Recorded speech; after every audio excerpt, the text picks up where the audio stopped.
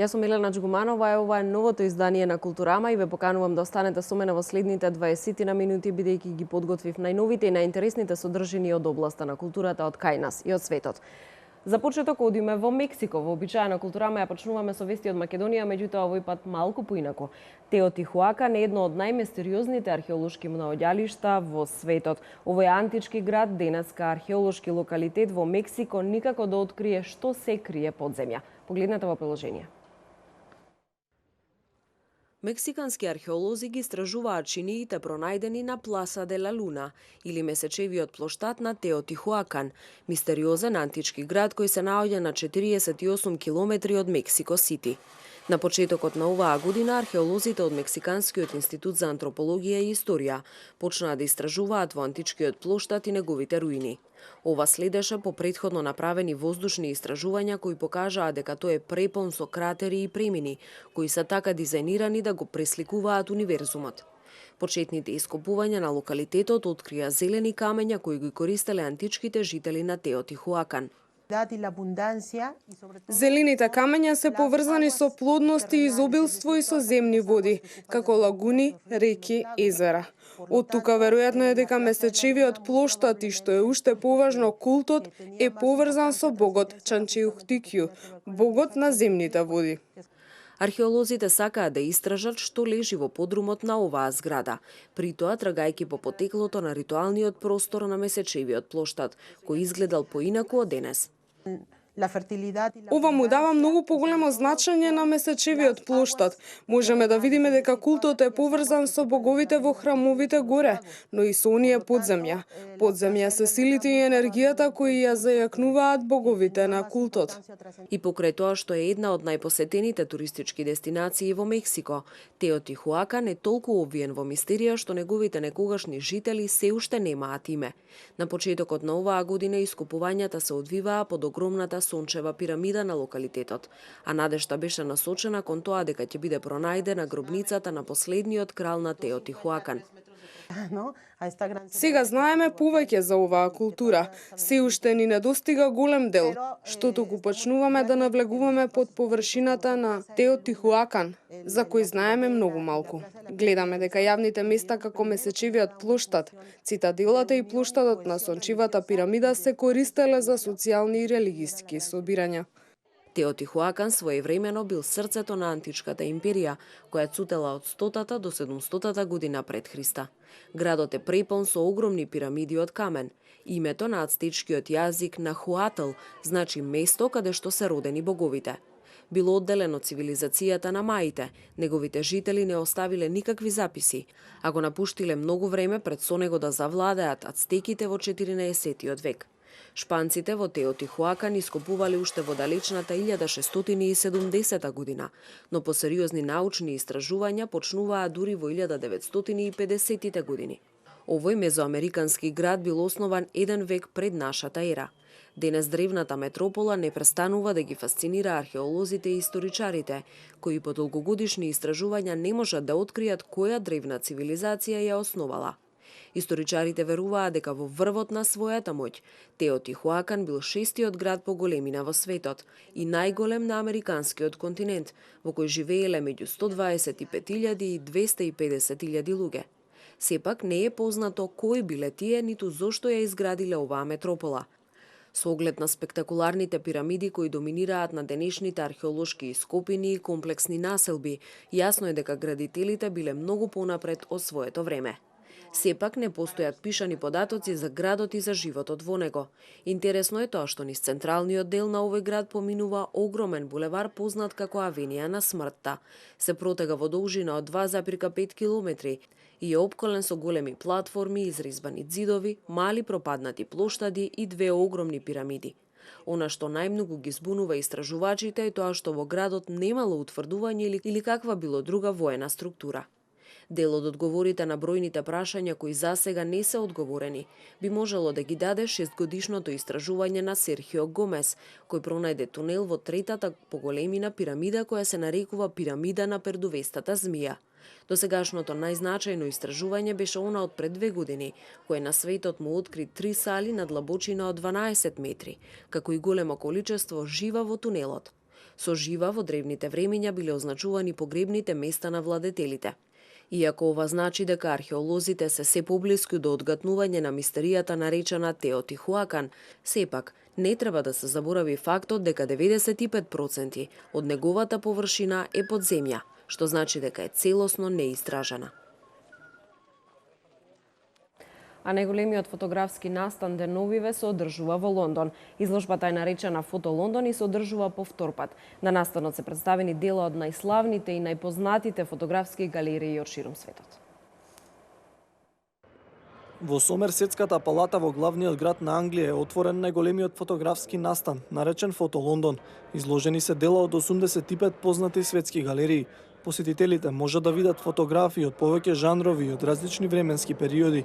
Изложени се дела и од познатиот фоторепортер Дон Меккулен. Поголемиот дел од неговите дела се од 60-тите години во Лондон и Источна Германија, но можеби најпознати се неговите фотографии од Виетнамската војна. Го заработив мојот углед во животот преку страдањата на други луѓе. Мислам дека поради тоа не се чувствувам сосема задоволен со себе. Задоволен сум со мојот труд, но внимателен сум за признанијата, затоа што овие слики не се секогаш пријатни да се гледаат и многу од луѓето кои се на нив загинале. Не е лесно да живеам со самиот себе.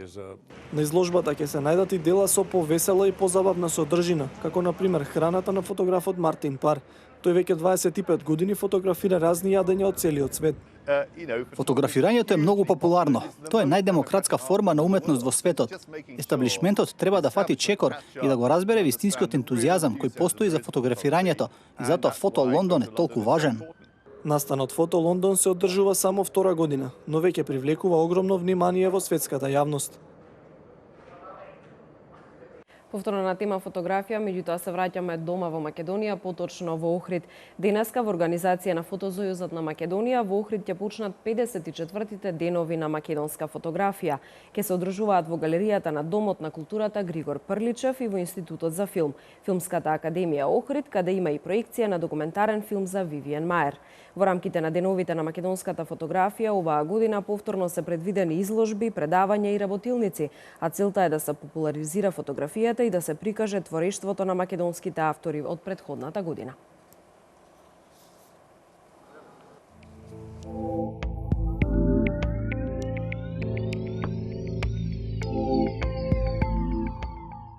Остануваме уште за кратко во Охрид. Дописниците од таму не јавуваат дека според последниот извештај на Државниот завод за статистика во 2015 година се зголемил бројот на посетители и на кинопроекции во кината и во Охрид и во Струга. Според граѓаните голем придонес во ова има прикажувањето на 3D филмови кои што, како што се чини, се особено интересни за публиката. Зголемување на бројот на прикажани филмски представи за 0,4% и бројот на посетители за 27,7% во 2015 година во споредба со 2014 покажуваат резултатите од последниот извештај на Државниот завод за статистика. Во киното во Охрид во 2015 година биле прикажани вкупно 41 филм, од кои 7 домашни и 34 странски. Во однос на бројката на кино представи вкупната изнесува 69, од кои 23 домашни и 46 странски филмови. Бројот на посетители изнесува 2730, од кои 1438 домашни и 1292 странски. Ги запрашавме нашите сограѓани дали ги посетуваат кинопроекциите и преферираат ли повеќе домашни или странски филмови. Па добро, посетуваме кино, кога имаме време, да. А обично ги посетуваме странски филмови, значи сега моментално беше најновиот филм, значи Каптен Америка, Civil War, прекрасен филм. Не ја одиме на кино, само повеќе да домашни филмови преферирам. Ретко идам на кино, а филмови гледам. Да. А повеќе домашни или странски филмови? Странски. Па не одиме во кино, ама гледаме понекогаш странски филмови. Да. Домашни или странски? Странски. Домашни не баш. Во Националната установа Центар за култура Григор Прличев во соработка со дистрибутерската куќа МЦФМ КД од Скопје во рамки на проектот Мобилно 3D кино на 10 овој месец беа прикажани проекции на филмовите Храбриот петел, Пред да се разбудам и Капетан Америка граѓанска војна. Граѓаните велат дека секоја новина е добре дојдена и оди во насока на зголемување на бројот на посетители. Тренд се, би требало да ги привлече луѓето, пошто мислам дека треба малци од дома да излезат и да посетуваат, сепак кино и да уживаат во големо платно, што би рекли ние, него пред телевизор. Мислам дека е супер. За сега нема модена, али по кажување на други, мислам дека се во ред. Мислам дека треба да продолжи трендот на иновација, на технологијата да оди напред. Не се лоши, добри си. Одлично е за градот и за луѓето. Па, тоа е право. И баш убаво мислам дека повеќе ќе има и фанови што ќе се приклучат на кино и тоа е тоа. Ќе имат повеќе, може и стари да одат да гледат сите филмови, помали деца и тоа. Инаку и во иднина се планира да се продолжи со проекција на 3D филмови, а деновиве беа посветени на детски филмови во склоп на кој беа фатени филмовите Детето Фантом и Пин и Пом, големата авантура синхронизирана на македонски јазик. Податоците за киното во Струга говорат дека во 2015 година биле прикажани вкупно 16 филмови, од кои 3 домашни, 12 странски и 1 копродукцијски. Бројката на кино представи изнесува 26, 9 на домашни, 16 на странски и 1 на копродукцијски филм. Бројот на посетители изнесува вкупно 1135. Во продолжение одиме во Битола. Малиот битолски Монмартр е традиционална меѓународна детска ликовна колонија која што се одржува од далечната 1982 година. За денеска е најавена пресконференција на која што организаторите ќе соопштат повеќе детали за годинашната манифестација. Во моментов одиме во живо во Битола, таму веќе се подготвени колегите дописници на телевизија Нова кои што ќе ни ја соопштат целосната информација. Добар ден за Битола. Добар ден, моментално се наоѓаме во прекрасното студио на детското ликовно студио Свети Кирил и Методи во Битола. Тука можете да ги погледнете околу мене се прекрасните детски цртежи. А денеска за малку покасно е закажана пресконференцијата на која ќе биде кажано како ќе се одвива ова година изданието на манифестацијата Мал битолски Монмартр. Она што е интересно дека во цел на ова манифестација се избрани најдобрите творби од меѓународниот ликовен конкурс Битола 2016 година, кој беше распишан на почетокот на 2015 година, а траеше до февруари оваа година. Ова година вкупниот број на творби кои пристигна 10.222 цртежи за 34-та меѓународна изложба, се одбрани 817 дела кои ќе бидат изложени. Тука со мене е председателот и раководител на детското ликовно студио Свети Кирил и Методи, кој ќе ни каже нешто повеќе за тоа како ќе се одвива ова година манифестацијата Мал битолски Монмартр и нормално повеќе за оваа изложба. Добар ден за вас, господине Хаджи Антоновски. Добар ден, посебно ми е драго што вие сте први сега што правиме интервју. Јас сум навистина пресеќен и кога се случи некаде 81-та година од минатиот век, кога се формира детското ликовно студио, а 82-та година и Малиот битолски Монмартр, не веруваа доста луѓе скептици дека ќе може 35 години да обстои оваа манифестација која ќе ги изближува децата од целиот свет. Прво беше таа југословенска, а понатаму од кога Република Македонија стана држава, стана меѓународна манифестацијата и од година на година интересот е поголем и поголем и верувајте дека Малиот битолски Монмартр заслужува големо внимание не само тука во Битола, Република во Македонија, туку и во целиот свет. Од година во година се повеќе и повеќе се слуша. Има големи манифестации во светот што се организира само како изложби.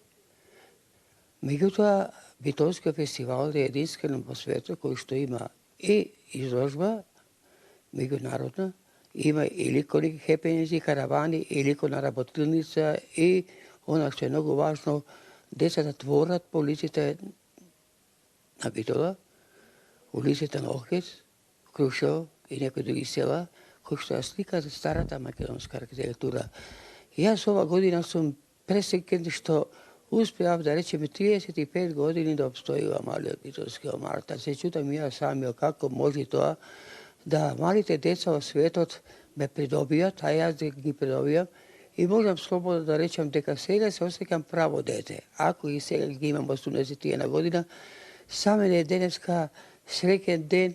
Утре ми е и мојот роден 81-иот година, ставам 3 јубилеи, 80 години живот, 60 години работа со деца и како ликовен педагог, како творец и 35 години прочуениот малобитовски омартар. Некој го негира, не го сака. Нормално дека тоа ќе го речат некој, меѓутоа да се направи еден фестивал кој што ќе ги придобие децата од светот.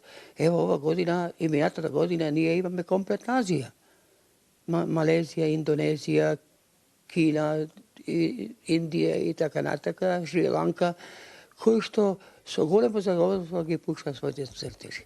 Ние ова година одлучиле да го направиме конкурсот да има две теми, една слободна, кој што сега пред нас се наоѓа таа прекрасна изложба, кој што сега можда јас за прв пат ја гледам, бидејќи тука ја аранжираат други, помлади, поентузијасти, што се, кој што е мала екипата на Малиот битовски омартар, а во долниот кат е изложбата Олимпијадата во очите на децата Рио. Ние го даваме тој конкурс и пристигна прекрасни творби, така што Малиот битовски омартар ова година по пети пат ќе учествува на Олимпијада, ако во Сиднеј, Атина, Пекинг, Лондон и сега Рио. Верувам дека она што ќе го видат битоочени тука од конкурсот за Олимпијадата во Рио ќе има може да видат и повеќе творби. Зошто? Бидејќи ние организираме ликове хепенинг, не само дела од пристигнат тука од повеќе земји, туку ќе творат еден ден до на 29 во недела сред Широксокак, ќе сликат она убавата сцена, убави творби ќе направат со прекрасни спортски елементи и од тие творби што ќе бидат најдобри и од овие тука што ги имаме ќе направиме избор, а тој избор ќе го одлучи Олимпискиот комитет во Лозана и Олимпискиот комитет на Македонија и што ќе биде, како ќе бидеме таму представени, тоа ќе одлучат тие, дали таа изложба ќе биде во центарот на градот или таа изложба ќе биде во Олимпиското село таму. Благодарам многу за информациите. Оно што е особено да се истакне дека Малиот битолски Монмартар по петти пат ќе учествува на ликовната олимпијада, со што ќе продолжи традицијата од Сиднеј, Атина, Пекинг, Лондон, каде што беа приредени изложби на овој студио. Студио толку од Битола, од просториите на Малиот битолски Монмартар, дали имате дополнителни прашања? Билјана, ти благодарам и тебе и на твојот соговорник. Јас само во продолжение ќе потсетам дека повеќе од 800 дела ќе бидат годинава дел од традиционалната меѓународна детска ликовна колонија Малбитолски Монмартар. Станува збор за ликовни таленти од Европа и од светот на возраст од 5 до 14 годишна возраст. Децата ќе творат по улиците и ќе ја сликаат староградската архитектура која што е особено значајна за Македонија. Манифестацијата постои 35 години, на што се осврна твојот соговорник е тоа дека не му се верувало на самиот и на организаторот дека оваа манифестација ќе постои толку долго. При крајот на оваа културама јас само ќе ви соопштам уште една информација која што успеав да подготвам и пристигна како допис пред да влезам во студиото. 12-тото издание на интернационалниот филмски фестивал Астерфест започнува на 27 мај и ќе трае до 31 мај секако во Струмица. Мотото за годинава е мали приказни, големи умови. На фестивалот ќе бидат прикажани 21 краток игран, документарни, анимирани филмови во главната конкуренција, а во ревијалната програма дел учество имаат 12 филма и 4 долгометражни играни филмови, исто така ќе се дел од програмата. Во ревијалната ретроспективна програма ќе се прикажат филмови и од македонски автори, што е особено значајно, а како куриозитет ќе биде прикажан и филмот Жет на Димитрија Османли во реставрирана и дигитализирана верзија од Кинотеката на Македонија. Специјални лауреати на Астерфест за оваа година се словенечкиот актер и сценарист Борис Каваца и сценаристот, режисер и продуцент од Минхен Вајн Хелмер. Најдобрите филмови секако повторно ќе ги добијат наградите Златна, Сребрена и Бронзена Подковица, како и Старозлатниот проектор и наградите Ѓурѓија Баджиев и Ацо Алексовски. Секогаш може да зборуваме повеќе на тема култура, меѓутоа претпоставувам дека е доволно, толку е и времето предвидено за оваа културама. Мене ми останува Уште да ви се заблагодарам за вниманието кој што го издвоивте повторно за емисијата за култура на телевизија Нова и секако да не го менувате каналот Телевизија Нова. Секој ден е тука за вас со 16 часовна програма во живо. Благодарам за вниманието, не го менувате каналот.